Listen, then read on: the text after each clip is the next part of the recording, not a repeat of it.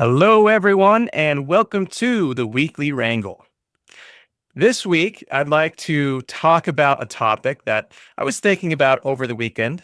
And by the way, we are live, so feel free to jump in with comments, say hi, hang out.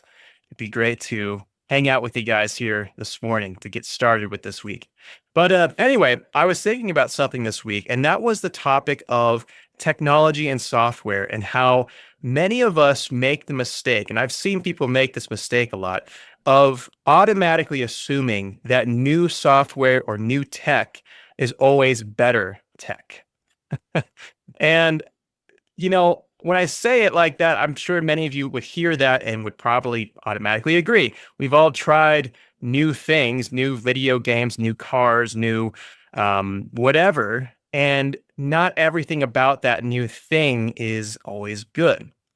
However, when it comes to software, when it comes to render engines, when it comes to features, that for whatever reason doesn't always get the same critical eye when some people think about the quality of what it is that's being made. And let me give you an example of this that's a bit more practical, right? To kind of explain my point here. I'm sure many of you would remember what it's like to have a car that actually has an air conditioning dial. And the reason why I say many of you remember is because oftentimes with new cars these days, you would have a touch screen where you have to go sorting through menus to find the air conditioning setting, to then press the up arrow to turn up or down the air conditioning and set the temperature to whatever you want. And so in that example, the new technology, the cutting edge thing is this dial-less car, right? But is that actually better? Would you rather go digging through 6 menus to find the air conditioning, or would you rather take 2 seconds, not even looking, and just use your hand to adjust the dials on an air conditioning?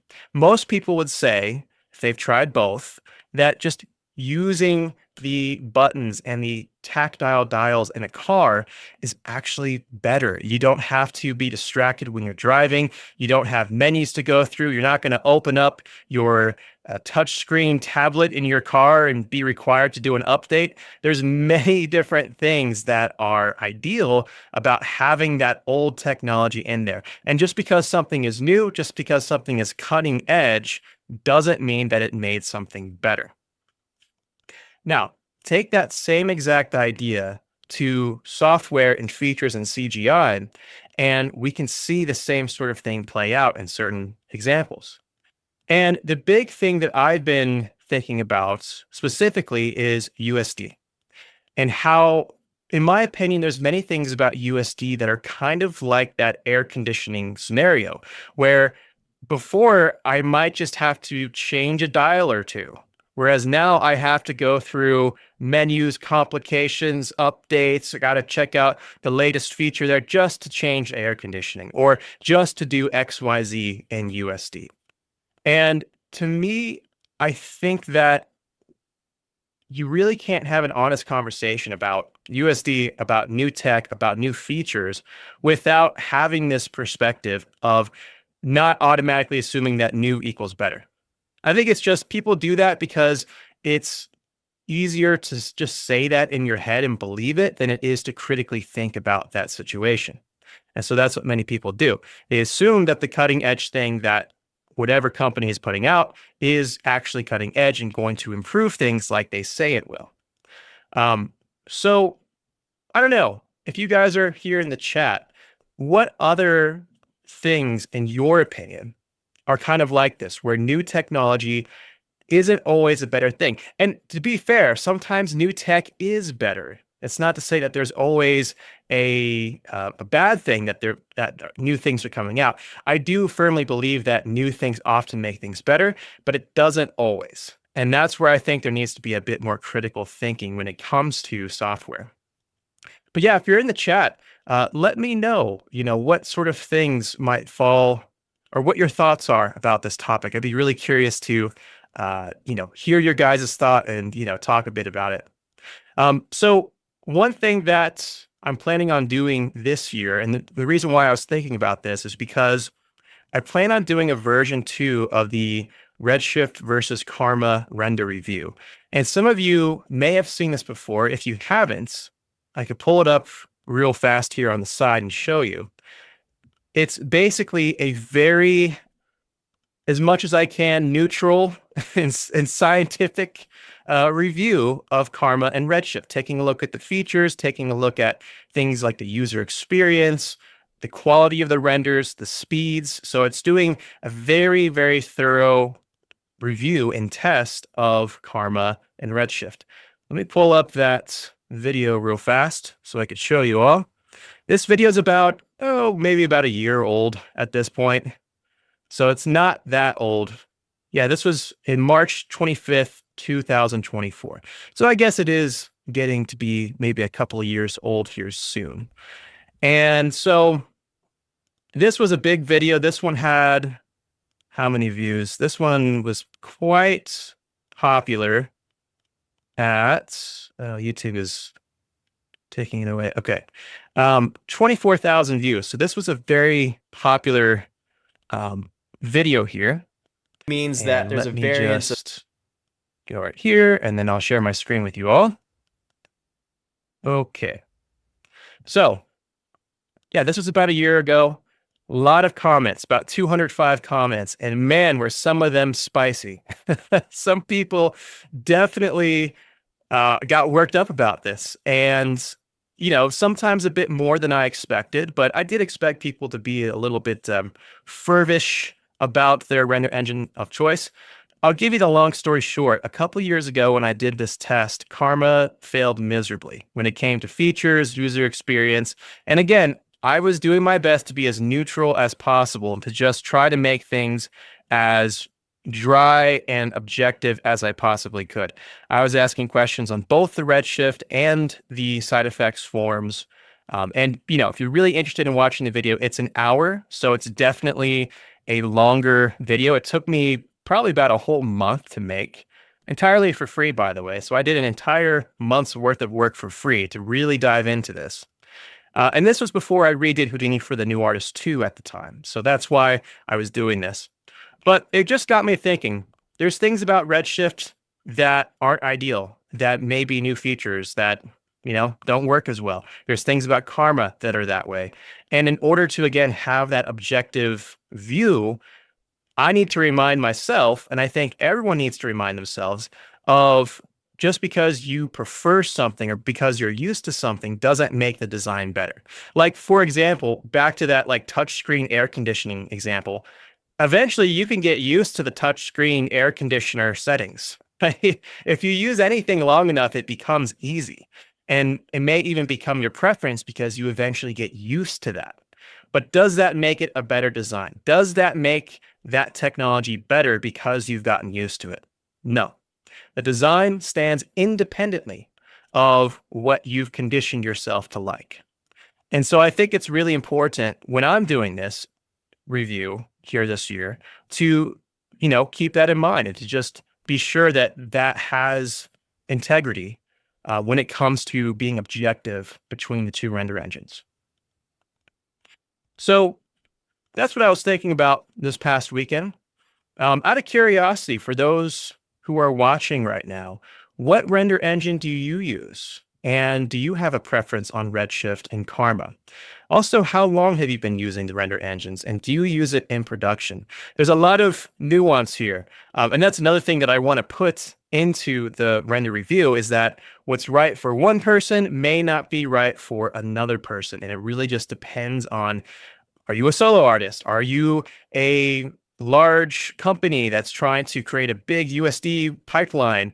Are you a sort of smallish studio, right? Where are you at and what are your needs? Because I found that render engines also do better or worse depending on the needs of its users and what specifically goes into that. So that's been something that's been on the forefront of my mind. To this day, I would still have a preference for Redshift. And the biggest reason is because Karma forces you to use USD. I think that's just my personal preference on that.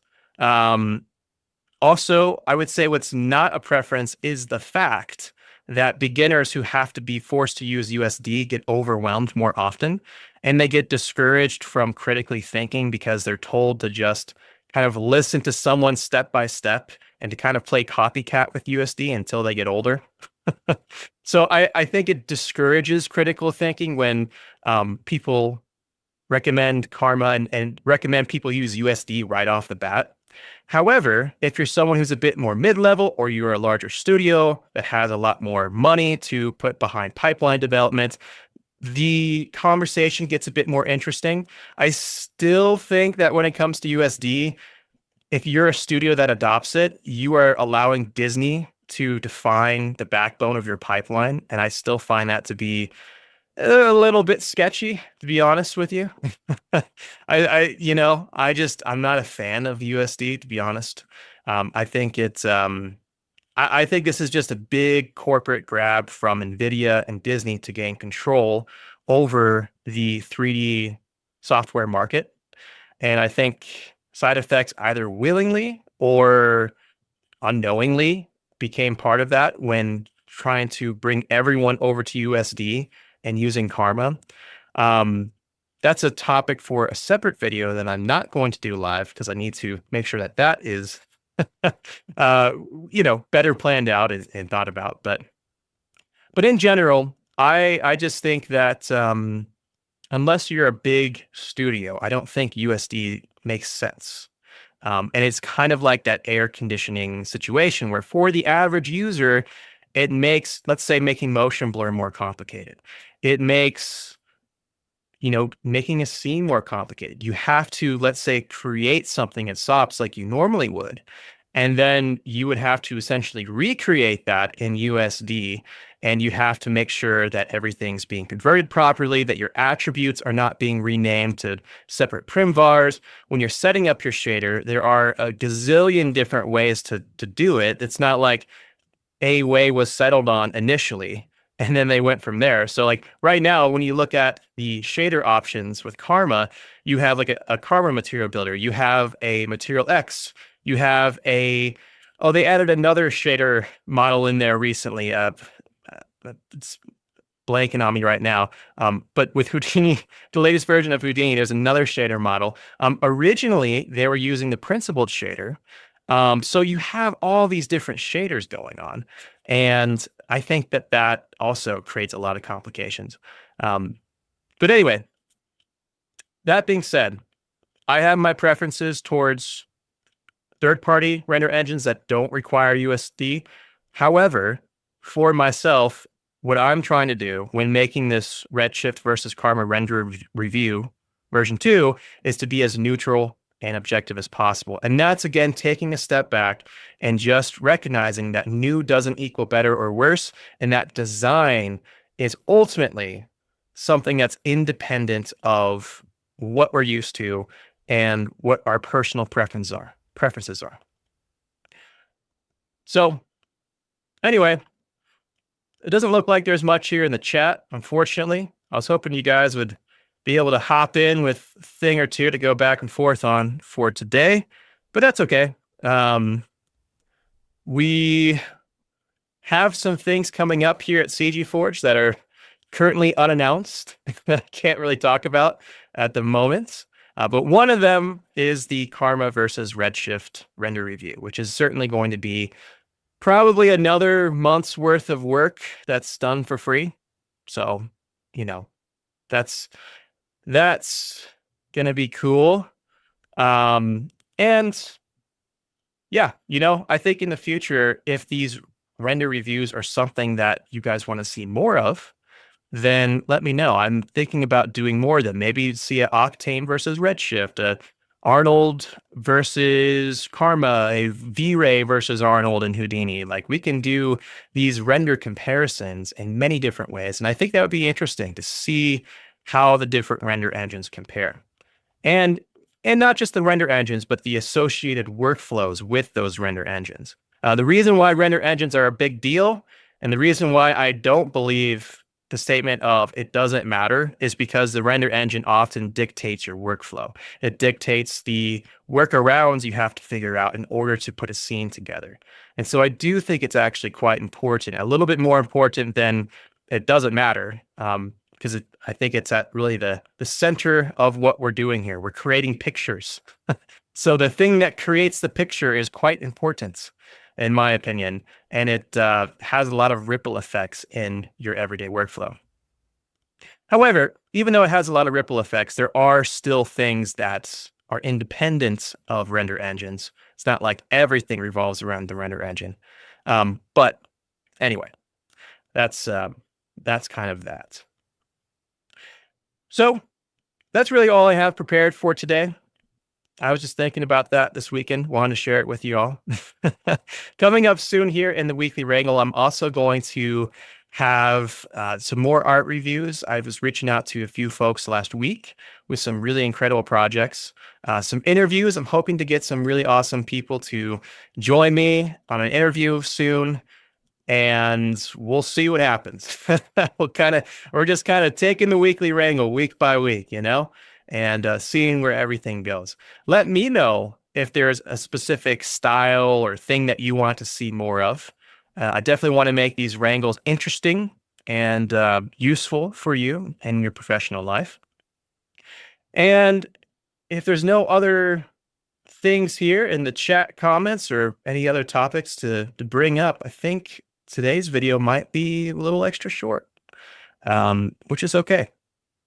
So that being said, thank you for watching. I hope you all have a fantastic week. And until next time, take care.